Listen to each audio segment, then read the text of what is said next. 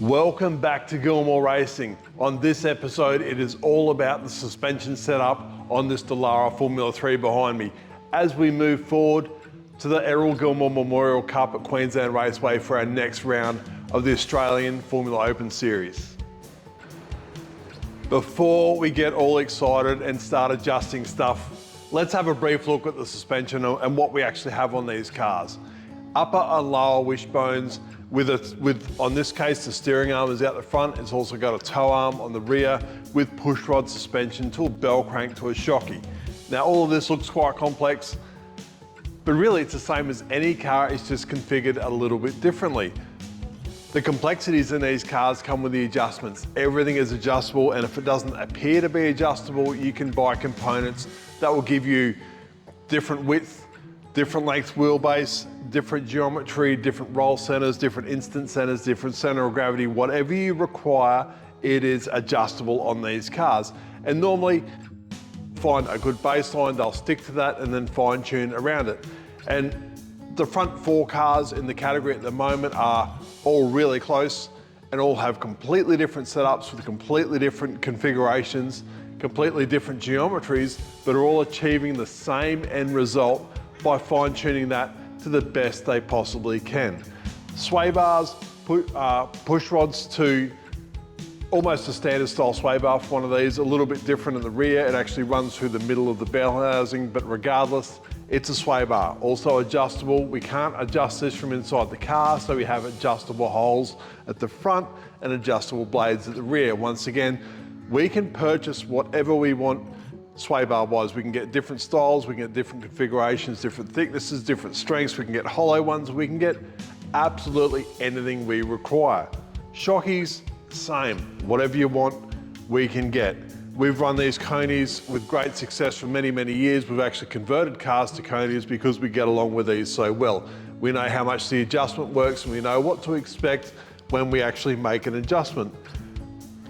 The dampening is still controlled by a spring. Some of the new cars have gone to a torsion bar. These are still a spring car, which is cool. We know how they work. You can get configurations in a mono shock at the front instead of the dual shocks. Once again, we're racing against mono shock cars, and once you get them sorted out, they are the same. They all end up doing the same result in a different way. So a little bit of an overview of the suspension. These push rods, even on the front, you can modify the pickup at the bottom. Like I said, everything's adjustable. We've got geometry changes, we've got everything. So it's really cool. We've got our base setup that we don't change very much during the year. However, we do change a fair bit of the stuff, and that is what we're going to cover today. Before we get into this, it's probably time for a bit of a disclaimer. I'm not a suspension expert, I've never pretended to be or said I was. And suspension seems to be one of those things that if you ask 10 different people how to set this car up, you'd probably get 15 different answers. Everybody has their own way of doing it, everyone else thinks they're wrong. Well, this is how I do it. If any constructive criticism, leave a comment, tell us how to do it. Any tips, tricks, or anything at all, any feedback, leave a comment, and we can all learn a little bit of something. So I'm not an expert, never said I was, but this is how I set up this car. Well, we've got to start somewhere, so we might as well start at the front of the car. First thing we need to acknowledge is that we run droop stops on our cars. This is to stop the shocky overextending when either the car comes off the track or should it hit something on the track and the front of the car raise up, the piston of the shocky can't smash against the tube inside the shock or the landing, and it looks after the shocks a little bit better. It's also a really cool tuning aid for characteristics of the car. We can tune these stops to achieve different things. But we know where these stops are set, so what we're going to do now is set the preload on the front springs. Depending on the track, depends on how much preload we should run on these front springs, it basically changes the breakaway force required to get the shock to start to move. If we've got a lot of preload on it, it takes a lot to get that initial shock movement. If we've got very little preload, it takes less effort. For what we require from Queensland Raceway, we're going to change this to suit. I'm not going to tell you exactly what we're going to do, but I will show you how I adjust that spring preload. With the shock absorber at full extension against our droop stop, I'm going to unwind this nut. We Loctite these because they do come loose and they do move around, so it is quite firm. But I want to loosen this enough that that spring comes loose, becomes uncaptured. And then we can tighten that back up till we've just got it nestled on that spring, then that is zero, and then we can achieve our preload from there. So that, I can move the spring within that shocky there. So if I just put some weight back on it until that movement's gone, which is all by feel.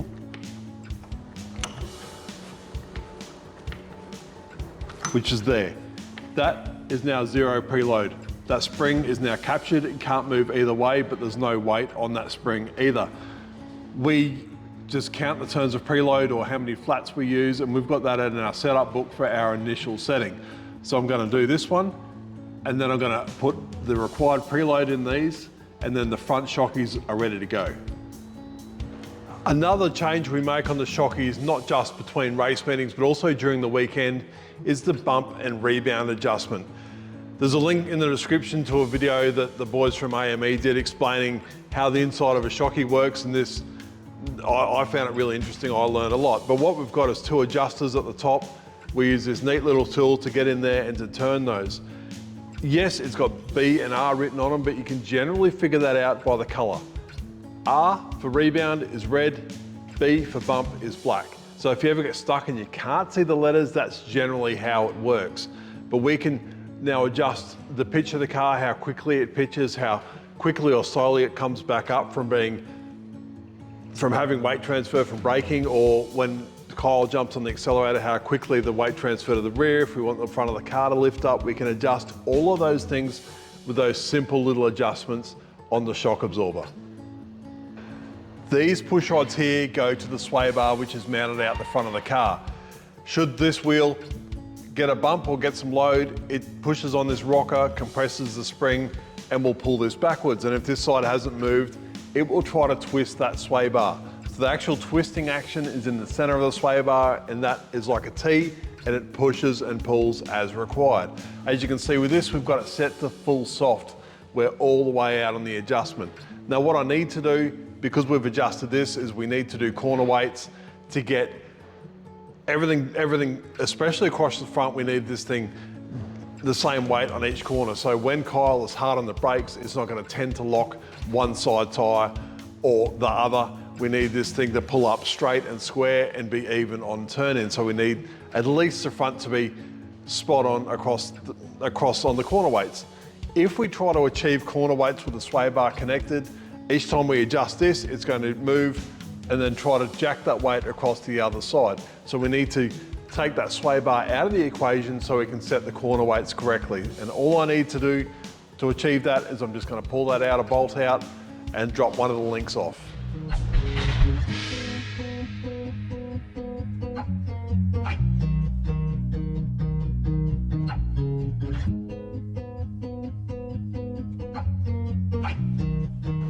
Looking here at the front upright and this billet aluminium bracket that ties the front upright to the top suspension arm and also the steering arm. This is adjustable. We use this to adjust the camber of the car, and all we have to do is loosen two bolts and we can change the shims. The shims just look like that. They drop straight in. Really quick and easy way to change the camber on this car. And because of how it's mounted, this doesn't affect the toe in or toe out. So it's a really quick and easy way to change the camber. Should we need to, say, stand the wheels up because it starts to rain to get a little bit better contact patch of the tyre, simply loosen those bolts, drop a shim in, and it's good to go.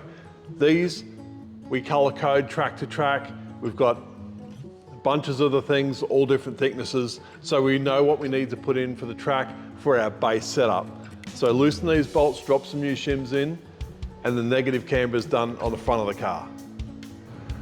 One of the great parts about this suspension configuration is that it is not affected by bump at all.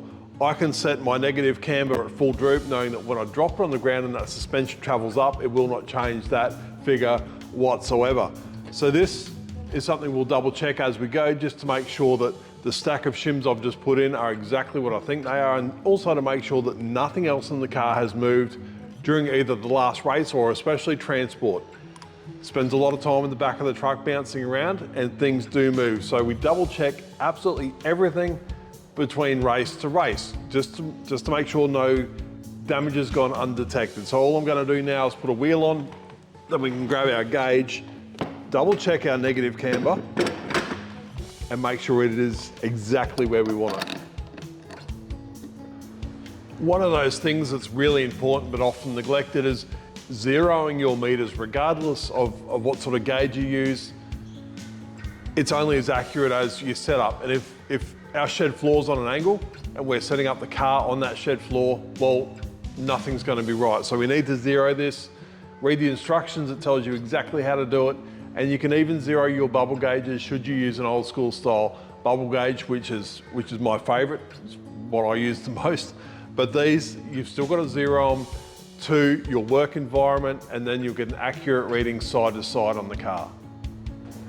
And now that we've got our gauge set up, zeroed, I can just sit it on the rim to get my accurate reading. I've got my level gauge up the top here to tell me exactly where I need it to be level, and then my reading should be accurate.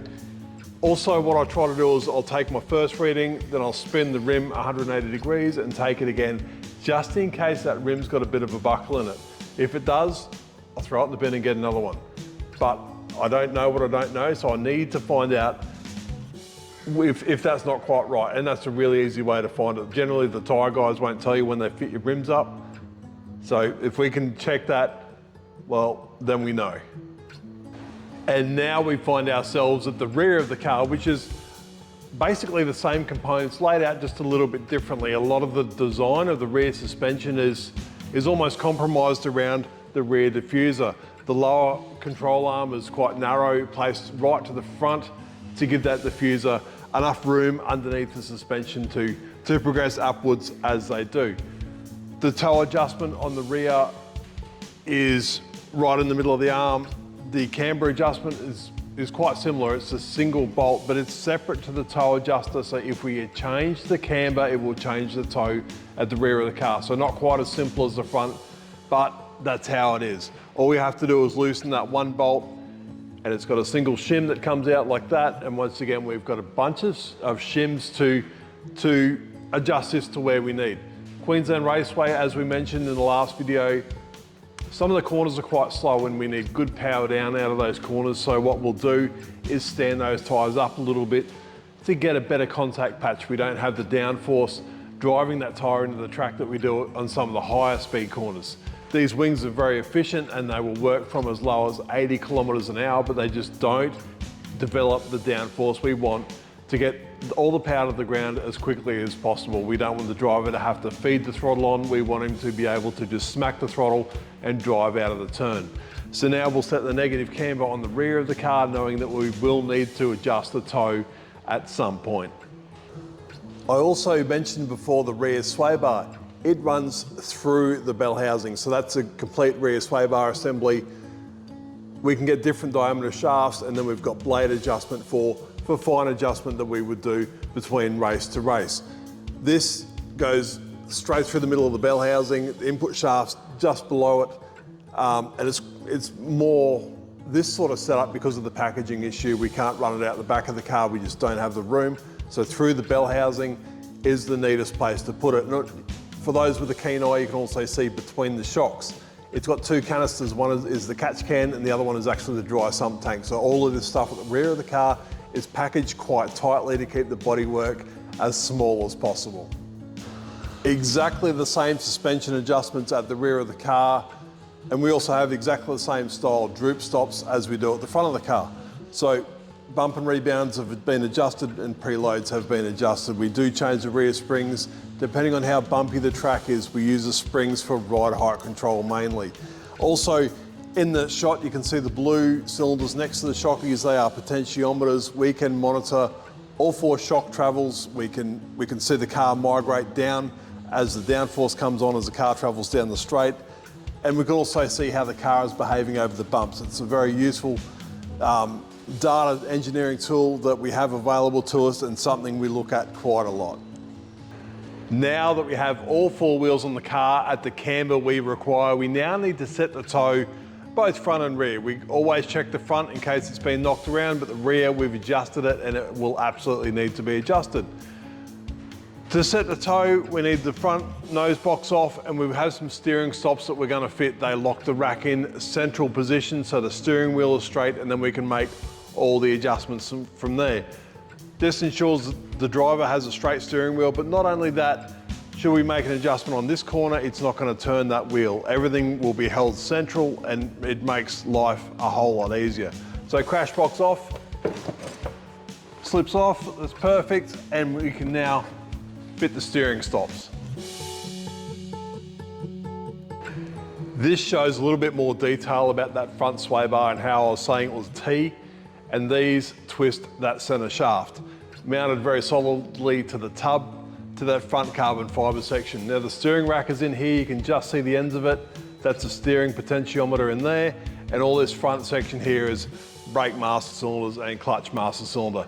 Also have pressure block there for front and rear master cylinders to get our brake pressure and make sure our brake bias is exactly where we need it. So these steering stops are just a half moon bit of aluminium with a bolt in them, and we can slip them in like that to hold that steering rack in position, making sure it cannot move at all once those locks are in.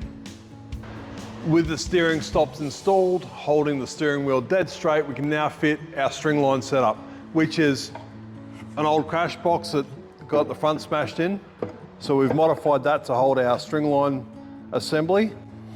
If I get that in the right place, it'll fit.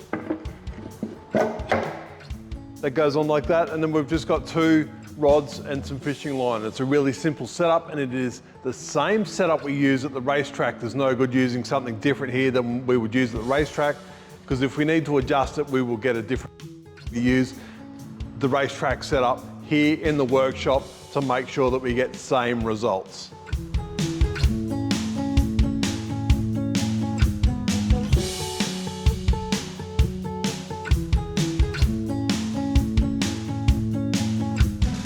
To fit up the rear string lines, we need to remove the rear crash box assembly, comes off wing and all.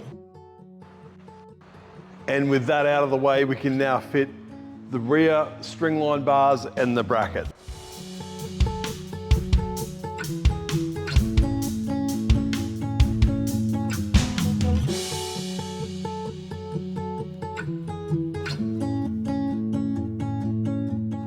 String line bars are fitted front and rear. We want these to travel through the center line of the hubs so we get a more accurate reading. These two steel tubes have got grooves machined in each end, the same distance front and rear, and they make a parallel set of string lines that we can measure from the rim out to that string line front and rear to know if that wheel's going straight ahead, towed in, or toe out. We're using fishing line today, and of course, if we're using fishing line, we might as well use sinkers at the other end to hold that fishing line tight. We don't need to play a tune on that string. We don't need it that tight, but we need it tight enough that it will draw straight and not flap around in the breeze if we're out at the track on a windy day. Now we need to get these center line, these string lines centered. We need to go around on the car, measure from the string line to the hub on all four wheels, and get the rear the same and the front the same. This is a slightly different track front to rear, so don't get caught out, but we need to make sure that our parallel string lines are parallel to the car. And now that we're set up and our string lines are parallel to the car, all I need to do is grab my steel rule, measure from the front of the rim and the rear of the rim to my fishing line, and I can determine if that wheel is straight ahead, towed in, or toe out, and make any adjustments necessary based on that.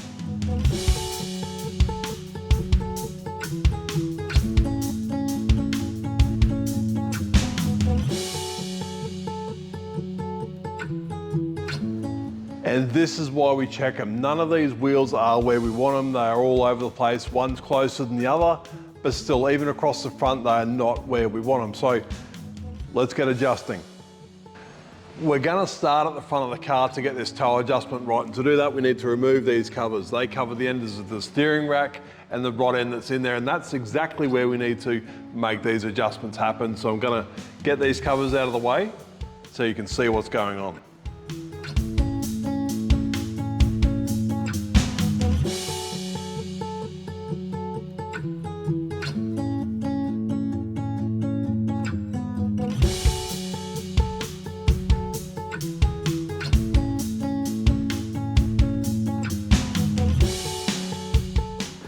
With that cover removed, you can clearly see that rack end we need to adjust, and it is as simple as loosening that lock nut and turning that rack end to get whatever measurement we need on that tyre. And because the steering rack is locked, we can do one wheel at a time. We don't need to do both front wheels because the steering rack moves.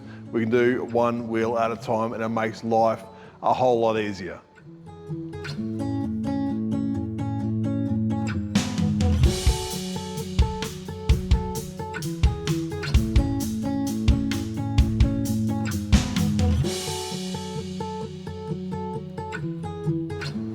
Both sides have now been adjusted and are exactly where we want them. So now it's simply fit those covers back up, double check it, and then we're heading down the rear of the car.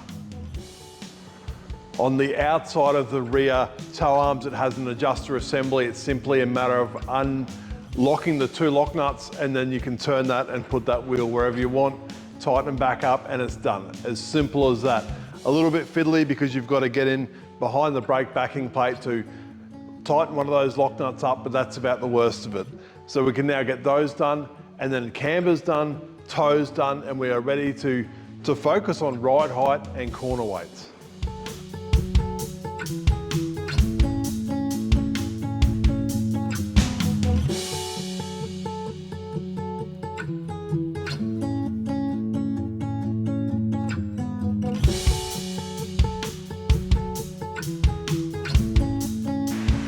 Now the wheel alignment is complete, and we were able to fit the front wing and the rear wing to get as many body panels on this car as we possibly can to get the correct race weight, to get our ride height as correct as possible. We've also got a known amount of fuel in the fuel tank that we put in it every time when we do the ride height. Also super important, tyre pressures.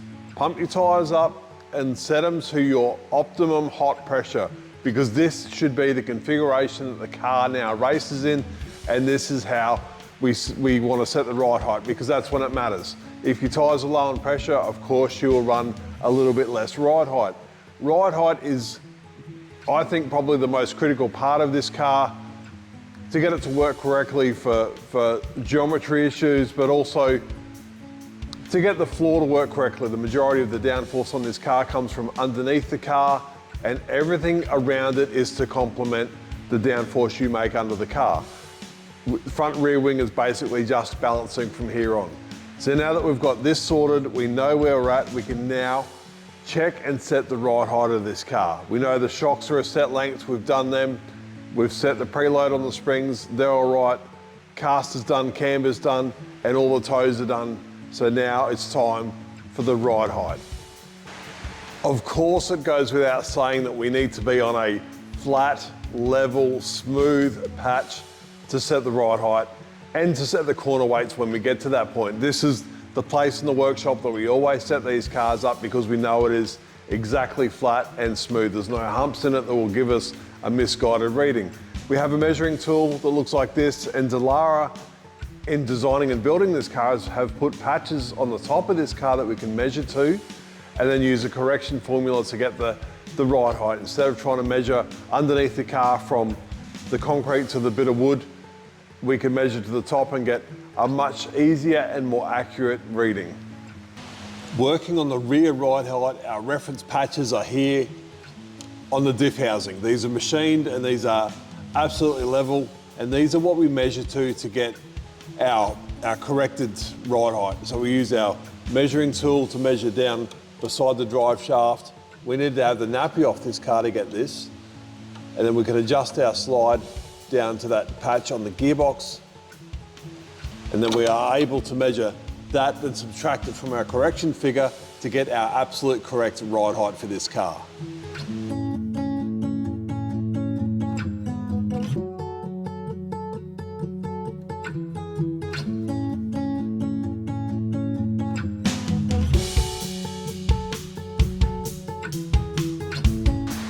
With the measurements we've just established from the rear of the car and using the Dallara book for that correction formula that we need to use, we've established at the rear of the car, we've got 42.5 millimeters of ground clearance. Not what we want, but it's certainly something to work from, and now we can carry out the ride height adjustment on the rear to get it to where we need to be, and then move on to the front of the car. Adjusting the ride height is as simple as adjusting the rear toe. It's got this adjuster assembly here with the left and right hand thread, and it is as simple as loosening those lock nuts and turning that adjuster to where you need. Knowing that these are the same both sides, the rocker geometry is the same both sides, we're going to make the same amount of adjustment each side to get it somewhere near it. Once again, if we refer to the Dallara book, it tells us exactly how many flats of adjustment translates into how many millimeters of ride height adjustment. So this should be very easy to get close enough to get it on the flat patch.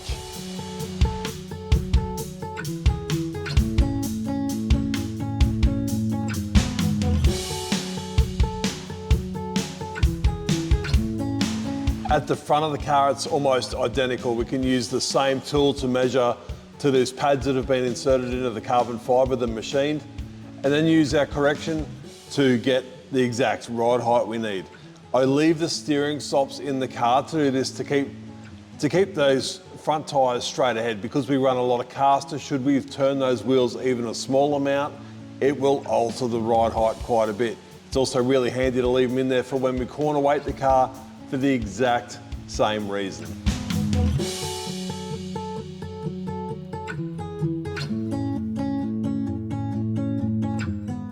Now, having measured that and using our correction formula as per the rear of the car, we've come to the conclusion that we've got 15 millimeters of ride height at the front. Also not what we need, but now that we know what we have, we can make the necessary adjustments to get that ride height exactly where we want it. The setting up of the ride heights are now complete. The car is sitting exactly where we need it at the front and at the rear. And those patches on the chassis that we measure from are actually in the center line of the axles, so that's exactly where we're measuring the car from. Now that we've got that sorted, we need to get this thing on the scales and check the corner weights. And what that'll tell us is if we have any discrepancy in the pushrod lengths either side. We'll have weight jacking across the car, diagonally across the car even. So we need to get it up on the scales now that we know the ride height is correct, check the corner weights and see where they're at and make any adjustments that we need to make.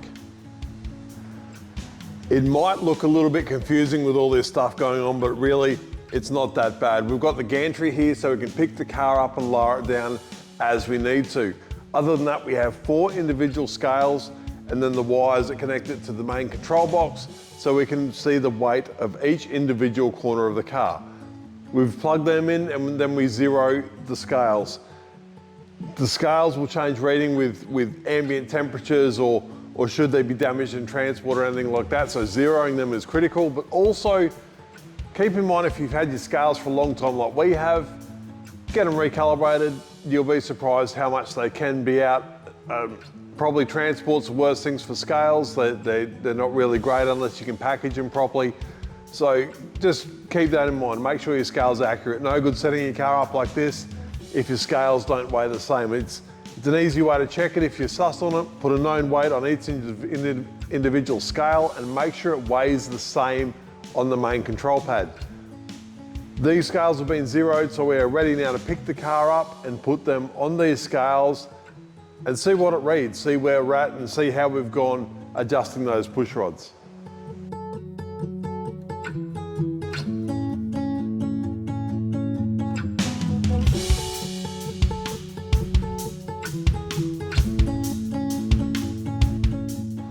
Lowering the car on the scales for the very first time, we can clearly see that we're heavy on the front right and heavy on the rear left, meaning we've got diagonal weight jacking.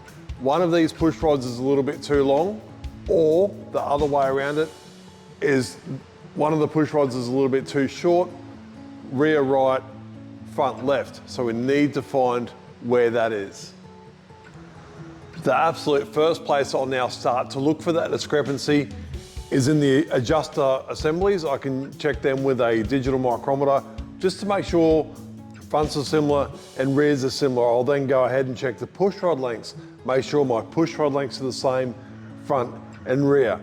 Just to find out where this is before we go ahead and adjust it out. We can simply put a couple of turns in that and we could probably get the weights right. But I would lend to think that something has moved if I've made the same amount of adjustment on both sides of the car and it was fine last time we scarred it. I would think that something has moved or has been damaged that would cause this to be out by, it's only a couple of kilos, but it's still out by more than it should be. After simply going through the motions and double checking all the mechanical measurements, I found that one of the front droop stops has been damaged, and I'd say that's from transport on the way back from the bend. And then because we've set everything up from that damaged stop, it has upset that front corner. So found it, fixed it, adjusted it, and now we can get on with the final tuning of the corner weights now that we've got the fundamentals back to where they should be.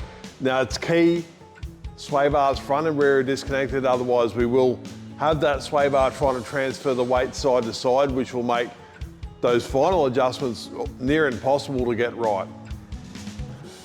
And just like magic, now that we have that problem corrected, we're within about 1 kilo across the front of the car. So we're close, but we can certainly get that better by simply adjusting those ride height adjusters. By just the smallest amount, we can get that weight correct across the front. And the front of this car is the most important part because huge brake pressures a lot of the time is made up by the braking performance of this car, and we need absolutely equal performance across the front. We don't want it to favour one side. It'll lock a wheel, and then it will continue to lock that wheel because it might be just a little bit light on that corner. So we can adjust the car should we need it if we want to jack some weight into one side for better performance on like a right-hand track or a left-hand track.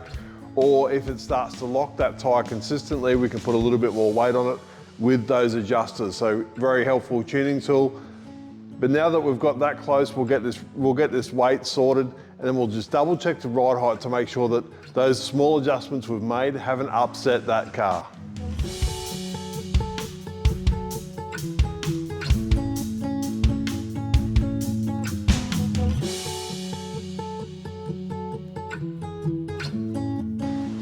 Now that we have the ride height and corner weights finalised, we can reattach the sway bars. Everything's adjustable on these sway bars.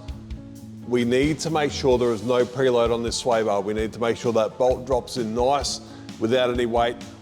Otherwise, we've just upset our corner weights. If that sway bar has got weight on it, it'll try to jack weight side to side, and we've just ruined all our hard work. Same deal front to rear. All the push rods are adjustable in length. Make sure it's sweet and that bolt drops through nice with no load on it whatsoever.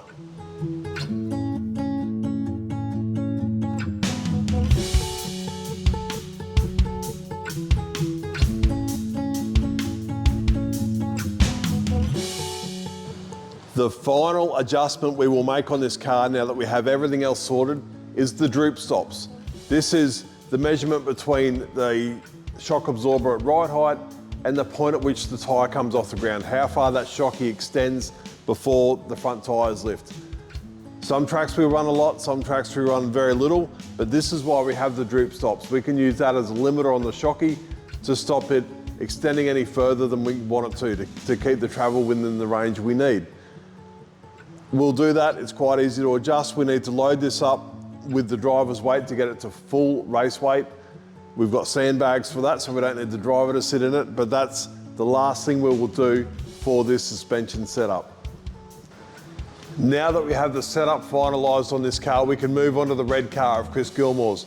That'll be in the next episode. We'll need to get the engine in it, the gearbox together, and just about everything else. This thing's in a million bits, so look forward to the next episode.